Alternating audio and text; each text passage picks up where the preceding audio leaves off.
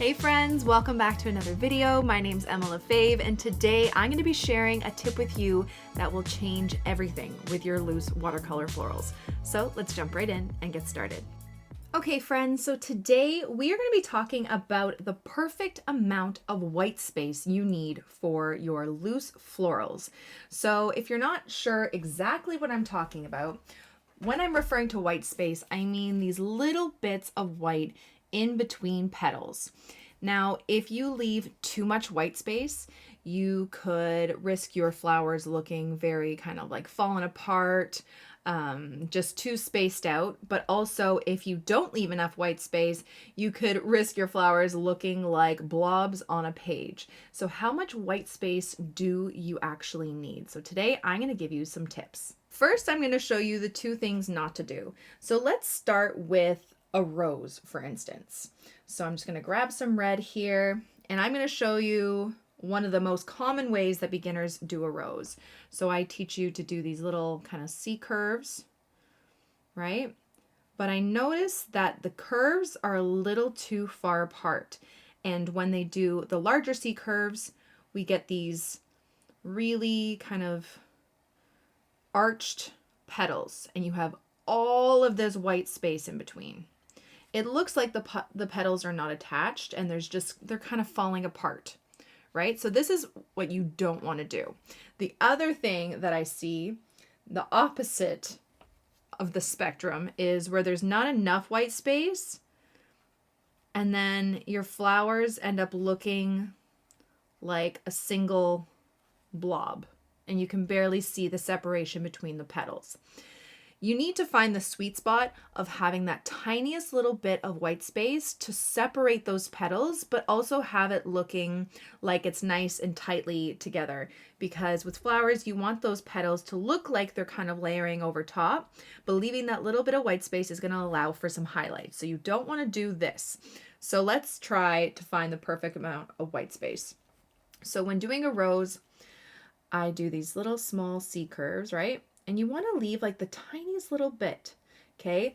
You want your petals touching. You want each stroke to touch another stroke somewhere, okay? You don't want to have them, just floating here by themselves where they're not touching another petal. You want them touching another petal somewhere, but you want to leave enough white space.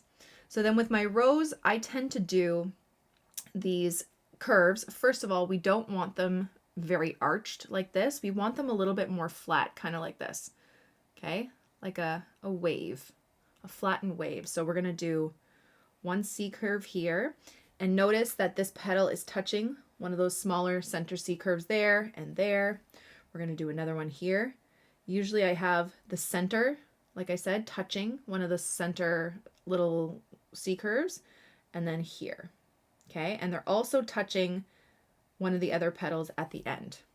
All right, so we have all this tiny little bit of white space here, but each stroke is touching another stroke somewhere. Okay, then I like to go and make them a little bit bigger. So I tend to put my stroke right over top of where those two inner petals meet. It gets thicker at the center, and again, it's touching one of those previous petals. Again and again. And you should have these little spaces of white space. Now, if you find that maybe there's a little bit too much white space where it looks a little bit weird, you could always just do like a little line stroke in there, not completely covering it up, but just breaking it up a little. And then I just like to make them thicker as we go out. Again, leaving that little bit of white space so we have separation. All right? Like so. And then with my roses, I tend to go back in and just add a little bit more darkness to the center, just for a little bit of shadow. Okay? Now, with other flowers too, like say an anemone, you're going to have something similar. Okay? So I'm just going to grab some pink here. I like to do my petals kind of rounded but a little bit jagged at the end. And then the next petal, you don't want to do it so close where they're like sitting on top of each other, okay? And then there's like no space here. They're just too close together. Although you can fix it a little bit with some more shading and stuff. You want them to be close and touching in an area, but I like to try and leave a little bit of white space at the bottom and then at the top. So they're kind of just touching at the belly of the petal. And do another one. Again, touching at the belly. Another one. Oops. And then another one here. So look at the white space that I'm using. Okay. Like I said, we're leaving a little bit at the center and at the tips. And then I do this kind of rounded petal down here just to give it a little bit of perspective. Okay. So there's that one. And then you would do the center. I usually do it when it's dry. So now that's not the only place that you want to make sure that you're leaving enough white space. You also want to take this into consideration with your leaves. So just doing leaves separately, not even adding them to a flower. Let's take some green. I have this like bright green over here. Okay, and I'm just going to show you what not to do. When doing leaves, you don't want to leave too much white space in between leaves. So I see this a lot. First, I see like really kind of thick stems. Then you have your leaf. And then I find people putting their next one just like on a right angle, like the letter L. Okay. Having the leaves so far apart with this much white space in between and on a right angle makes them look really structured and kind of amateur. So what I want you to think of is more of a letter V. So do your stem, but this time instead of doing a straight thick stem, I want you to do a slight curve and make it as thin as you can. Have your leaf at the end, okay? And then instead of coming right out at a right angle, put it nice and close, not too close, but make more of a V shape. See this V shape here? And then have your leaf slightly touching the other one, just at the belly, just a little bit. So you have this little amount of white space in between there, okay? And then what I also like to do is just to change up the color of my green, just to give it a little bit of variation. I'll do another one here. Again, that V shape, slight curve to our stem. Let's make it a little bit darker, the green. Change up the green a little bit, and they just slightly touch like that. And it just looks a little bit more organic. It flows a bit better. It looks a little less structured, which is really nice. Okay, so always having this V shape. That, and it doesn't have to touch another leaf completely. You can have this, but having that V shape is going to close that white space just a little bit so it doesn't look like it's so spread out. Okay, so these are my tips for adding stems of leaves. Now, if we wanted to add our leaves to our flowers, the place where I usually put my leaves is right in between a flower's petals. So I'm just going to grab some green here. With our rose, it would be in between any of these kind of curves.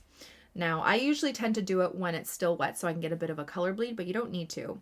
But what I want you to think about, I'm going to do what not to do over here and what to do over here.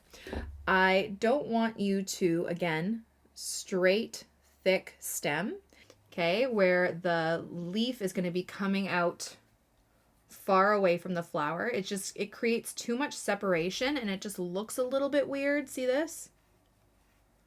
We want our bouquets to be nice and tightly wound together. So what I want you to do is to do your little stem, but you're going to make it, again, nice and a little bit curved, nice and thin, but you're going to curve it just slightly around, instead of sticking straight out, around the petal. Okay, now just because my stem is this big doesn't mean I want to start my leaf all the way over here. I'm going to have my leaf coming right down here. This is more of a guideline. So I'm going to leave a little bit of white space in between the petal and the stem, but I'm going to have it kind of tightly in there. So it's like it's hugging the petal just a bit, but you want to make sure you have this white space. What you don't want to do is where you have it so tight where you don't see any stem and it's just like coming out. Okay, I mean, you can do that, but it just looks like you don't get that separation. That little bit of white space is going to show just the tiniest bit of separation between the petal and the leaf, and it's just gonna make it, it's gonna give it that separation that it needs. So there's one leaf, okay? We have that little bit of a stem that you can see. And then for the next leaf, that would be right next to it. Let me get my darker green. I'm gonna have it going the other way. So again, I'm just doing a guideline here, but I don't want it to start over here. I want it nice and tightly to the petal, but leaving that little bit of white space. Okay, and they're kind of moving around the petal instead of sticking straight out. Now it might look a little weird because you have these two leaves that are just like this, so you could always add a third. This one, I'd add the stem a little bit further up. Again, I don't want it so tightly together that it's gonna be right beside or like touching these leaves where you don't even see that separation, but you want the tiniest bit of white space. It's gonna touch this leaf just a little bit in an area, maybe touch that leaf if you want it to. But this small amount of white space is going to create that separation, but also have that illusion that they're nice and tight together. Okay, and then I usually like to go back in, add a little bit of darkness. Like so, just for a bit of depth. Okay, so same thing with our Cosmo here, or our Cosmo or anemone, whatever this shape is. Okay, again, we don't want this straight, thick leaf stem like that. Looks a little odd, okay? And you can have it, again, coming in between the two petals. I usually would tend to do it more towards the base, but say it's being surrounded, it's in a bouquet.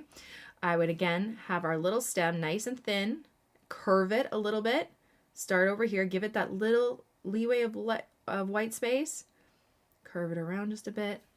I'd have one over here. Maybe up here. Again, just touching in one little area, but you have that tiny bit of white space. And then I just go back in. Okay, and then the one down here, again, curving around the petal.